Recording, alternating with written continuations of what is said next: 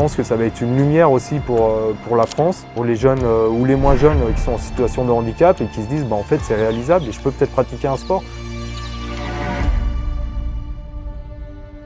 Alors Benjamin, il a découvert l'aviron il y a très longtemps. Je lui avais fait découvrir l'aviron dans sa prépa de ski. Donc ses parents, avec le responsable du ski à l'époque, m'avaient demandé avec Belette de venir faire découvrir l'aviron. Je suis porte-drapeau à Pékin, je refais l'or.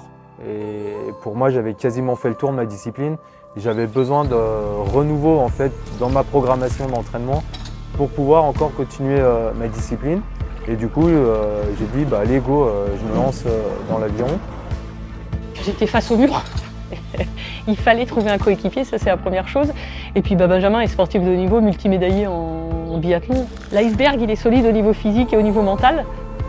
C'est-à-dire qu'elle lâche rien, même si elle a mal, elle va quand même continuer et s'arracher pour aller décrocher la plus belle des places. C'est notre force aussi dans ce bateau, c'est de pouvoir communiquer parce qu'on sait tous les deux où on veut aller et on a notre objectif en tête. On va tout mettre en place ensemble pour espérer réaliser ce rêve. Comme on le dit, on est un bateau pirate, nous on est arrivés, personne ne nous attendait, on ne croyait pas trop en nous.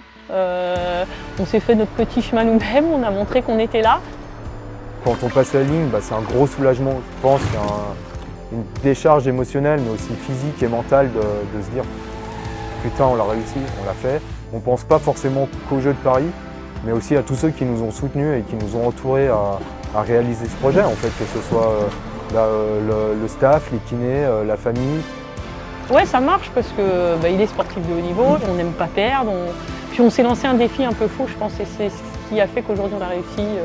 Déjà une première étape, c'est que on s'est dit on y va, on n'a rien à perdre, le temps est court, donc on va mettre tout à plat, on va donner tout ce qu'on a.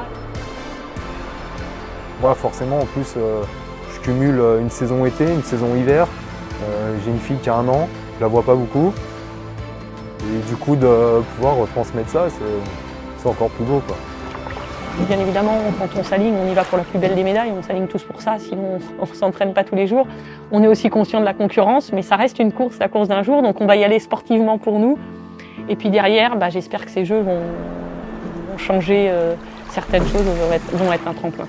De montrer aussi, je pense, à des jeunes qui peuvent arriver, qui sont en situation de handicap et qui se disent pour moi, je peux rien faire parce qu'on a tous été à peu près dans ce cas-là. Et moi, j'œuvre aussi pour ça parce que moi, ça a totalement changé ma vie, le sport de haut niveau. Et clairement, je ne reviendrai pas en arrière et je suis fier de mon handicap.